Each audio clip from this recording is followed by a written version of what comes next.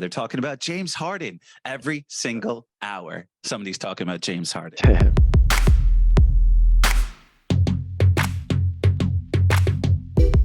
Welcome, Nerdy Bunch audience, Nerdy Sports audience. We are here for a jam-packed, absolute jam-packed NBA podcast.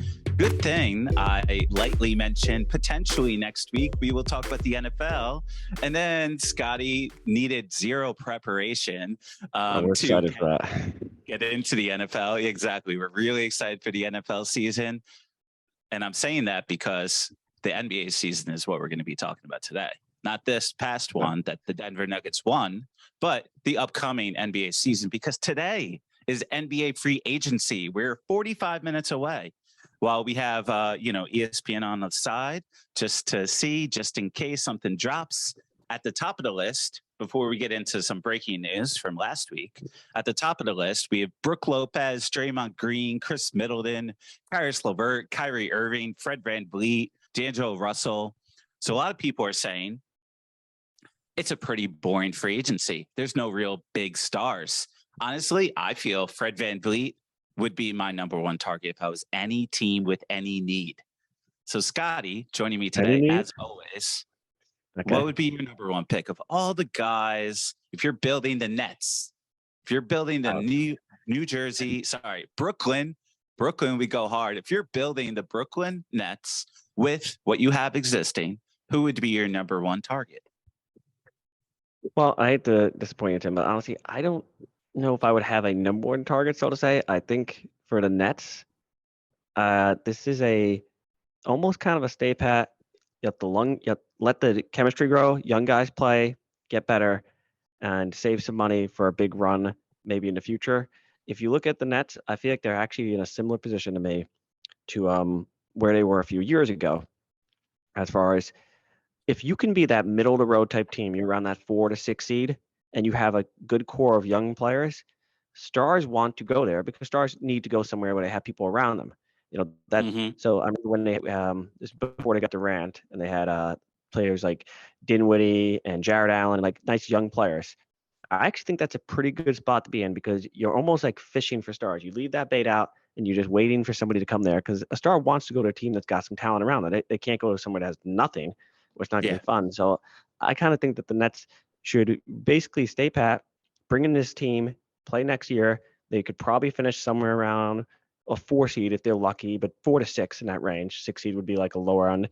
4 seed would be like a jump up, and wait for I hate to say it this way, but basically wait for more like a superstar free agent. That's where I would lean to. I think they have a nice core of young players that I want to see them get minutes and build chemistry. So that's what I'd actually like to see instead of trying to perhaps overpay. I mean, like you mentioned, Fred VanVleet, great player, but there's going to be a bidding war for him. So do you want to get involved in a bidding war where maybe you're now spending money that you want to save for a more, go big game hunting in the future, maybe a year or two from now? So that's what I'd like to say. Sounds like a smart general manager move. I love it. And yes, you're right. For me, as a sports nerd, specifically a basketball nerd, I love this free agency because it's all those role players, all those gritty players, guys like Max Strus, guys like Dante DiVincenzo, even the Knicks rumoring. But yes, the Houston Rockets have $60 million in cap room. And that's why they're the number one team that's looking to get a guy like Fred VanVleet, because he is the star of all right now. And it's not a Kevin Durant type of free agency. Kyrie Irving, some people would think of as a star, but for me, he's a toxic energy. I want that off my team. There's reasons, and we could get into the Chris Paul trade right after this, because toxic energy is the reason they got Chris Paul. More importantly, they got Jordan Poole out of here. So let's transition there. I know your initial instincts weren't great last week. Have you warmed up to the idea of Chris Paul joining the Golden State Warriors? Tim, I got to be honest. I'm going to disappoint you and say I have not warmed up to it. Now, there's a caveat, and I'm sure everybody's talking about it. Like, oh, well, they're not done. They're going to do something else. They're going to do something else. But we can only talk in the present right now and what the current construction of the team looks like. This team is too short, too old, and too injury prone. You got three big negatives right now. You look at their top players, they're all older, 33 or higher, basically. If you look at Steph, Chris Paul, Draymond, Clay, 33 or older. As a matter of fact, depending on their birthday, I think they'll be 34 basically during the next season or older. They all have some level of injury history, except for I'd say Draymond doesn't necessarily have as much. But obviously, Steph has some injury issues. I think he missed about 25 games this year, something like that. Clay had that huge big injury that really took him out almost 2 years. It was like a full year, and then his next year was almost like a recovery year. Like it's taken him a while to come back. We know Chris Paul has just been his injuries just go up each year. Like it's like small injuries, but they're constantly injuries. And obviously you have age on top of that. I mean, listen, if we get into the Lakers at all for some reason, I'm going to look contradictory because I actually think LeBron can bounce back at it. But you can't always look at the outlier. Like people love to look at the outliers. You could look at all sports, Tom Brady's, LeBron. People like to say, well, if he could do it at this age, then everybody else can. No, you can't look at the outlier and expect everybody else to be the outlier. They're too short. They're too old. They're too injury prone. This team, as constructed, and we're looking at as constructed to me, they're like a 7 or 8 seed. I think they barely make the playoffs. I'm not even joking when I say that. They were 6 seed last year. I see your reaction, but they're too short. Let's go. They're too short. They're too injured. And I'm going to debate this, but that's my opinion. I've not warmed up to this trade, except for the concept of getting rid of a toxic asset. Sure, that could be good. But Jordan Poole did carry them actually for stretches of last year when Steph was injured, putting up 25 points. And I'm not a Poole fan. I'm just saying he was there. Mm-hmm. All right, let me get into it. I am a huge fan of this trade. I understand the concerns. They're slower, older, shorter, obvious. But it's a good financial move. It's going to keep their core around because they don't have to give that money to Jordan Poole. Now they have guys, sure, they're on their mid to late 30s. Chris Paul is 38 years old. There's a reason why he's on a vegan diet.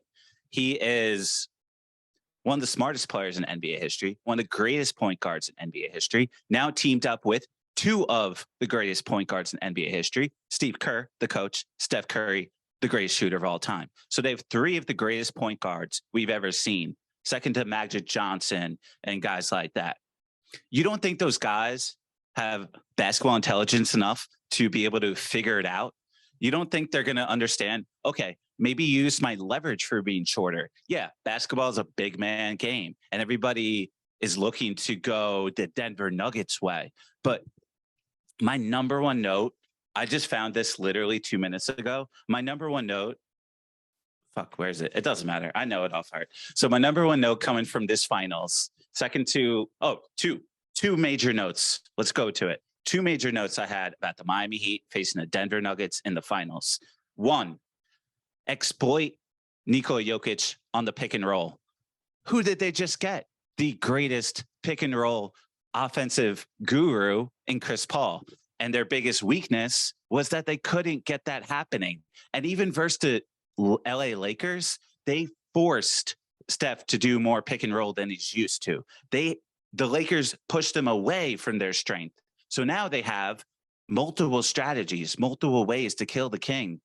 And my second note was exploiting bench minutes.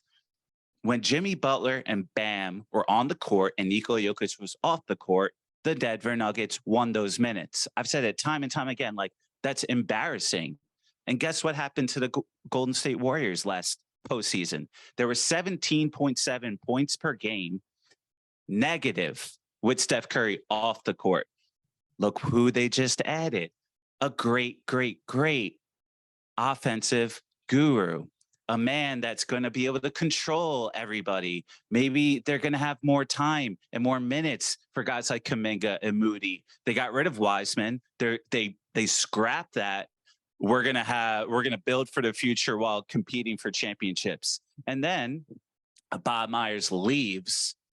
Now all of a sudden, Mike Dunleavy Jr. and Joe Lacob's son, I think his name is Kirk Lacob, they are in charge. And maybe Steve Kerr even has a little, Phil Jackson type of role within the team. who knows really who's in charge now, but they know one thing for sure. We have Stephen Curry, and we are going to give him everything possible to win now. They chose Draymond Green over Jordan Poole.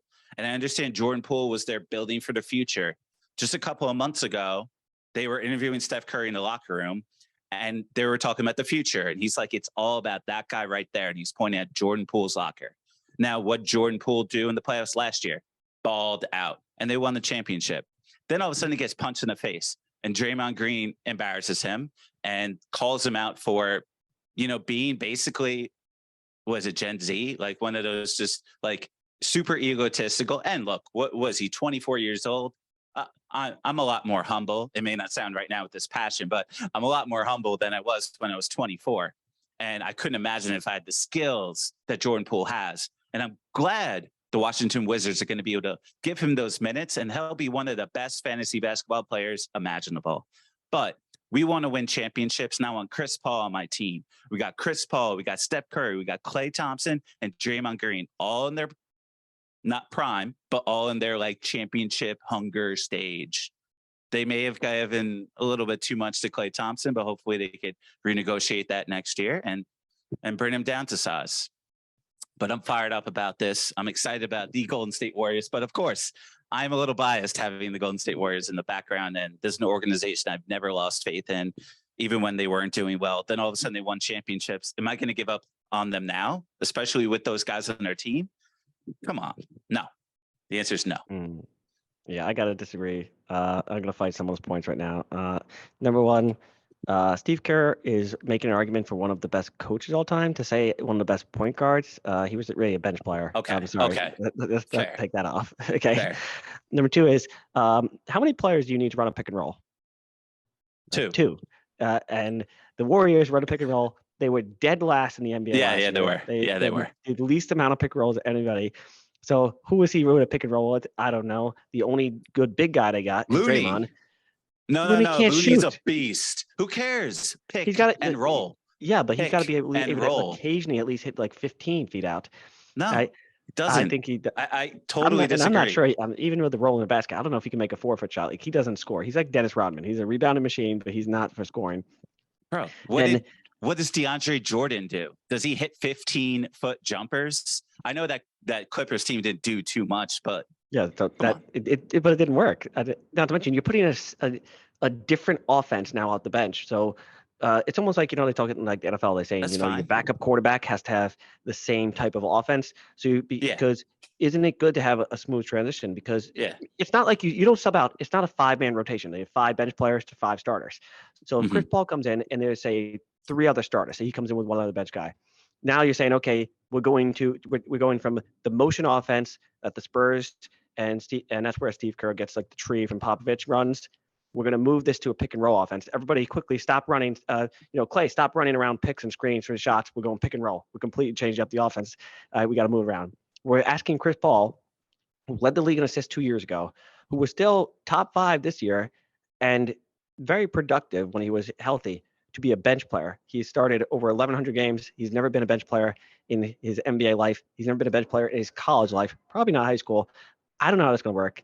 There's tension there. I'm think we could blow over that, but we know that they were rivalries. Steph Curry was talking trash to him this year. Draymond Green also was talking trash this year. Like there could be some bad blood in that locker room. I don't see how it's going to work out. And we're assuming, as far as off the bench, you mentioned, what happened to the Warriors when Steph Curry went to the bench? Fair enough, except for the fact that let's say they put in Chris Paul of this year, and keep in mind he's going to be a year older, so probably a little worse. If Chris Paul replaced Steph Curry in the playoffs this year, he would have filled that gap, right? The answer is wrong because Chris Paul was injured in the playoffs. So let's just count on Chris Paul being injured in the playoffs like he is every year. So you can't even say if you said he was on the Warriors this year, you know what he would have replaced? He would have replaced Steph Curry for 2 games before he got injured 2 games into the playoffs. So I'm not sure that's going to work at all. So no, I got to disagree with those points. I know we can't send a whole show on this subject, although I would be willing to. We can. I don't think it's going to work. I don't know how Chris Paul is not going to be. I don't know who's going to handle coming off the bench. He's considered one of the point guard, one of the best point guards all time. He is an all-timer. And you're suddenly going to tell him from going – he was averaging over 30 minutes last year. He's still top 5 in assists. I think top 3. 2 years ago, he had multiple votes for MVP. He didn't get it, but like he was up there. And now you're gonna say you're a bench guy, and we need you to replace Steph Curry for what? Like 15 minutes a game? That's not enough. If he's not, so where's he getting the other minutes from? He's just taking out Clay Thomas's. Is he going to play at the same time as Steph Curry, where they're really short? And maybe they play small. Small ball is dead, man. I'm sorry. You know why I'm called it dead? Because let's look at the last several NBA championships. We have Jokic, we have Giannis, we have Anthony Davis. Like, the big man is coming back. You need a big guy. The Lakers dominated the Warriors because of size. They couldn't get out of second round because they couldn't handle the size. Look at the last 3 of the last 4 champions outside of the Warriors. Fair enough, but a younger Warriors team have 7-footers. You could argue that for the Lakers championship in the bubble, you could argue Davis was the best player, not LeBron. Obviously, Giannis was the best player on his team, and now Jokic on his team. Like, the big man is kind of coming. the MVP. Yeah, the big man is coming. Like, you could see it. Wemby, and the Warriors championship. Keep in mind the Warriors championship. Who they play in the finals? They played the Celtics. They played a team that doesn't have a dominant big man. They didn't play the Bucks. They didn't play Embiid. They didn't play Denver. They played against a relatively smallish team. And a young team that wasn't ready. It was a pretty good matchup for them in the finals there. They didn't have to go through a championship team. That year, the Lakers, I believe, was the year that they had a number 1 seed, got injured, so they didn't have to worry about taking on the defending champions with Anthony Davis. So, like, that lined up for them. And I think that they're basically the same-ish team as this year. This year, they came in as the 6th seed. So I expect them to be around the 6th seed, and that's if they could stay healthy. And I'm not rooting for it, but everybody's older on this team, on an injury-prone team. So I don't think the move puts them anywhere closer. There's a caveat: can they trade Clay for some big men? That's a lot of ifs. A lot of ifs. I just think they could play well together. And I know they have contradicting styles of play historically. And yes, I looked it up. Chris Paul had 32 points per game last year, 9 assists the year before, 9 assists last year, and 11 assists per game the year before. So he's used to that. But dude, Steph Curry doesn't need the ball. Klay Thompson doesn't need the ball. Wiggins can kind of be a malleable fit. Draymond Green may come off the bench a few minutes. Like, I think these guys are old enough and they've been through things enough where maybe Klay won't love it. Nobody's going to love it. None of those guys are going to love it. But like, Wiggins could come off the bench. Green could come off the bench. Klay could come off the bench. Even you think Looney's going to be pissed if he comes off the bench and they play small a couple games. But you're right. In the West, they got to compete against guys like the Denver Nuggets and the Lakers. Honestly, those are probably the top 2 teams right now, despite what they do. And those are big teams. Those are big boys. Even the Miami Heat were like, they didn't know what to do with Aaron Gordon because he was just so big, so strong. And Bam isn't really like the kind of center that most teams want. But every team. Bam was the best Miami player. As far as like a bigger, and he's not huge, but he's like a tall guy. And I mean, like, it's become a big man's league kind of overnight. Shocking. It's like we had run a small ball, but the big men are back. They're coming back. So, I mean, and who knows, maybe Wemby, we might see another big man take over the league. We'll see how it goes. We talked about last pod. He's already like top 6 center in the league.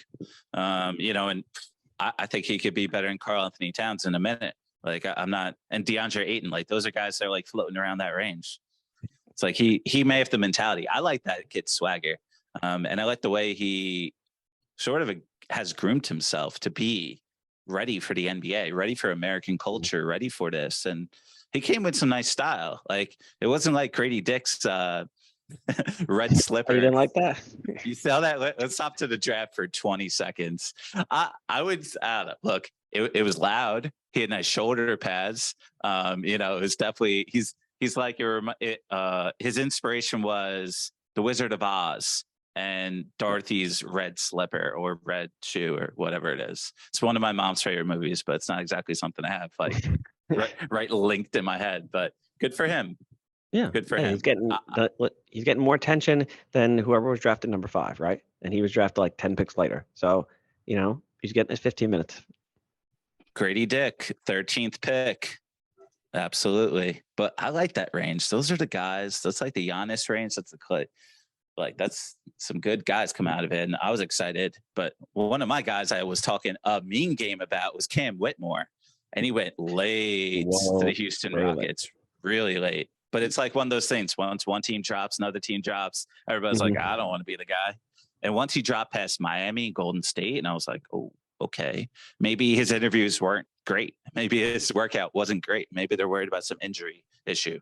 But he's definitely got a chip on the shoulder, and he's still top 4 in Rookie of the Year. Yeah, I mean, that's great for Houston because now you're not just getting a player like that's at the 20th pick. You're not getting a player that's a huge value, but you just mentioned you get the chip on the shoulder too. So you're getting you're getting a player that was previewed as like number 4, number 5, all depending on where you're looking, and you're getting almost a better version of this player because you're going to get that player with the chip on their shoulder. So if possible, they're getting a power up. So it's all good for Houston. Yeah, that's what you want, just to take a bunch of shots at the board and be like, all right, they got Amen Thompson too as well at number 4. Yep. They got a ton of talent there. I'm not the biggest Jabari Smith fan and Jalen Green, but it's this type of situation where until they have a vet, until they have somebody that can control them and mentor them the right way, it's hard to judge them. Like I kill Karl Anthony Towns time over time. And for him to say things like in the offseason so far that they had a better season than the Denver Nuggets because of what their expectations were and all that kind of BS, like, come on, bro, be a little aware of the situation here. You can't tell me that you would prefer to lose round 1 to the champions compared to being the champion. Like, I can't fully judge him until he's in a decent organization, but some guys don't get that credit. Some guys don't get that time. But Minnesota is an enigma. I mean, I'll just touch on them for a second. You're looking, it's not official, but they're talking about possibly trading Gobert to the Hawks. If that trade went through, in essence, you would have traded, 4 first-round picks. The worst trade of all time. Three players. I have to actually reread the pick. You'd be trading what'd they trade? Sorry, I'll reread this here. No, go do it. You would have been traded. Let's see, Walker Kessler, who some people could argue had a better year than Gobert last year. Nasty. He's so good. Okay, Malik Beasley, Patrick Beverly, right? Vanderbilt, who I think is now with the Lakers now, had 4 first-round picks and a draft swap on top of that, for basically Jared Collin and Atlanta's pick. Because now if you tread it down how it would have been, John Collins. That would have been the trade because now you're trading Gobert for that. So wow. And that's roughly about a year. It's been roughly a year, 12 months. I don't even know if it's been 12 months since that trade. It might have been a little later in the year. So roughly in about 12 months later, about that, have taken, the picks particularly. Never mind, it's hard to say where some of the players, Walker Kessler looks like he's got the potential to be a solid player, at least at the minimum. So you're looking at that and you're like, you would have traded all those picks and players, just all that for basically John Collins and Atlanta's pick. So, wow. And who says they weren't going to lose in the first round without Gobert? It's like just the stuff. Just Minnesota has had a weird history as far as ever since getting rid of Garnett in a terrible trade again. They had we're going to get we're going to get Wiggins, who was at the time he had a little bit of almost LeBron him as far as front of Sports Illustrated. I remember the cover. He's holding the basketballs like this. It was he's going to be the future. Pick. You got Ant-Man, who I do love and all, but it's the talent they've incorporated. Obviously, Big Cat. These are all number 1 picks. Most of these players were valued as these could be franchise-saving picks, and you could barely scrape into the playoffs. You're in the play-in, get knocked out in the first round, and a gentleman's sweep. Minnesota. Yeah. I don't even know where you go from there. I'd almost rather be like Houston, building up from the scratch, drafting talent, than at this point be Minnesota, because I'm not good enough to win, but I got all this money involved. I have no picks anymore. What am I supposed to do? They're arguably the worst organization in the NBA. Right now the Detroit Pistons are the team that has the most years since the playoff win, that type of thing. But at least they, got the most out of that. They got one or a couple. If you go farther back, I know Minnesota's not an older team, but what does Minnesota have to show in the past 30, 40 years? Minnesota even had Stephon Marbury. They've had some guys. That's the other thing. They've had a lot of talent like this. I think there's always teams like this. You can go through baseball, you can go to Oakland A's, you can go to the NFL. There's teams that if you took their history of their players, Minnesota has to have one of the most talented players if you were to build statue retirement jerseys of any team. Like, they have so much talent that has been in that door and then left the door. That, I mean, if you built their all-time all-star team, like, wow, look at Minnesota. Look at all the players on this team. And they have like nothing to show for it. Similar to the Wizards. And what the Utah Jazz did last year was getting rid of Donovan Mitchell and getting rid of Rudy Gobert and starting from scratch, basically. And now they got good leadership there, and they seem to be building. Bringing in John Collins for literally nothing. It's the definition of Atlanta waiting until the absolute last minute. This man has been in the trade rumors every single year. They waited till the last minute to trade this guy. Now they got literally nothing, for him. I mean, I think it was a second round pick. Like, that's not enough. But before we move to part 2, because we're running out of time on the little Zoom, let's talk about Kristaps Porzingis, Dingus Pingus, as the New York Knicks fans would say when he got drafted in the Garden many, many years ago. Then this man went and didn't really do too much with Dallas. Obviously had a couple of, good nights dunking the ball and hitting threes in New York, and Washington Wizards got rid of Bradley Beal, who we talked about last week, and now they got rid of Kristaps Porzingis.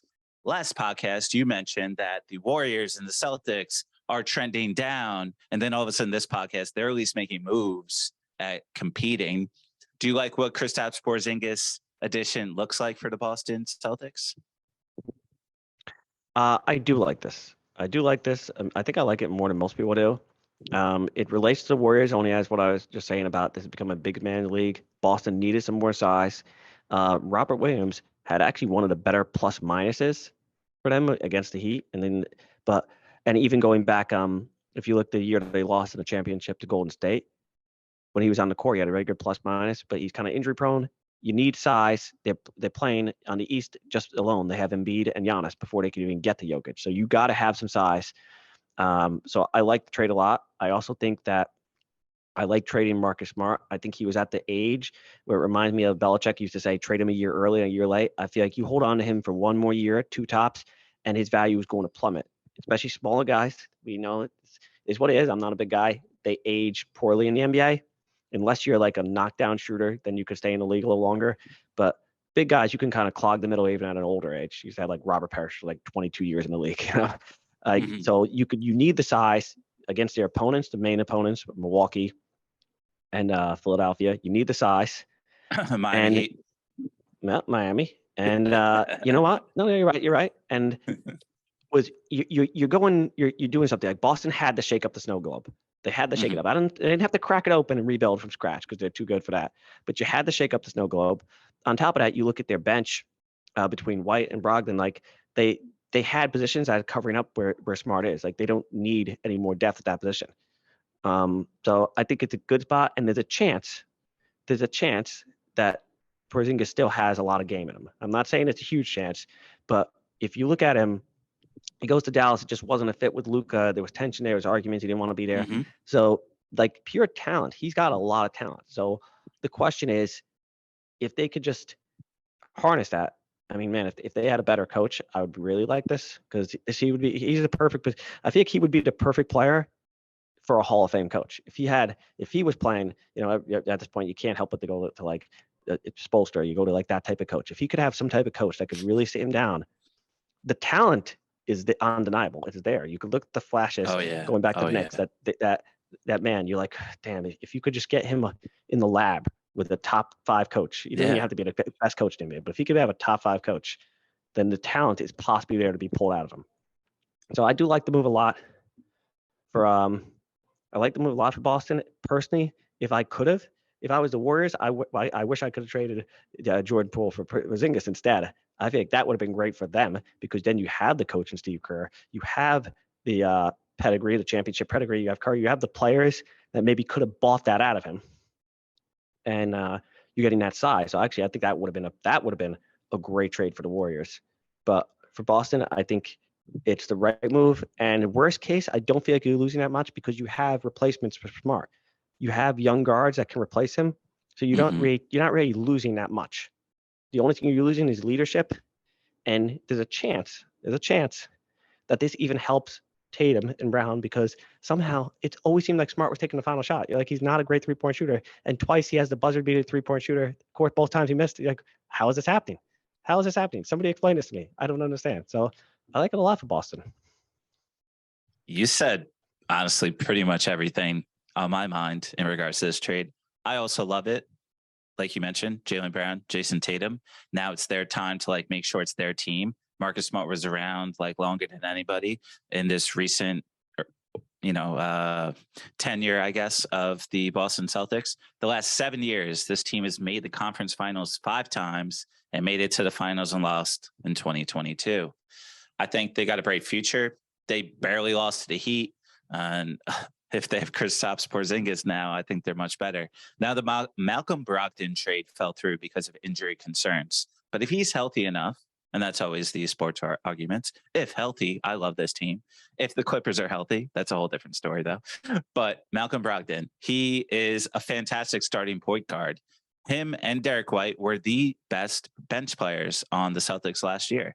Now they have increased space for that. So since you already pretty much talked about the Celtics, let me talk about it for the Grizzlies, a team that I am not really a fan of. But if there's somebody you're going to bring in, even though Marcus Smart's only a 10-point per game, 1.5 steals per game, at most 6 assists per game type of guy, even though he won Defensive Player of the Year, he still had those similar numbers last year or the year before when he won Defensive Player of the Year. I think that was more of a, let's give it to a little man. We always give it to a center. And now all of a sudden Triple J, who's on the Grizzlies as well, won it last year. So they are a grit and grind type of team. He's a grit and grind type of player. They're grit and grind for a reason in Memphis. I love the fit. I love it for Ja mentally too. Marcus Smart seems to be a guy who has gone through a lot of turmoil in his life and was a good mentor for Jaylen and Jason. And now all of a sudden that voice is out of the locker room. Hopefully that it gives Jaylen and Jason more room to express themselves and be vocal. And if that doesn't work, because Kristaps isn't really that vocal kind of guy either, hopefully they're going to add somebody to that. They could easily add somebody, or maybe Blake Griffin even becomes like a coach off the bench, or Al Horford is way more vocal to them. I like this addition by subtraction type of thing for the Warriors with Jordan Poole out, and for the Celtics with Smart out. I like both of those in general, but the Grizzlies, I'm just not a huge fan of them overall. I do like this for Ja personally. Having that mentor around, having somebody who kind of seems to get it. And I want to see the best for Ja. I want to see the best for all of these young players, even Zion. But CJ McCollum, I guess, isn't enough to get Zion on the right page. And Brandon Ingram all of a sudden is their big star, mainly based on availability, but that team's got a lot going for it. I mean, they were so hot in the beginning of last year that some people are saying they're like championship contenders now. We say blasphemous things, but I think the NBA is in a great spot. Even the bad teams like the Houston Rockets, Detroit Pistons. I don't really love the Hornets, but I think they got Scoot, right? If I go back to that, they got no, they got Brandon Miller. No, of course. One last they got Brandon Miller. Yeah, Jordan draft. Our boy Scoot got third.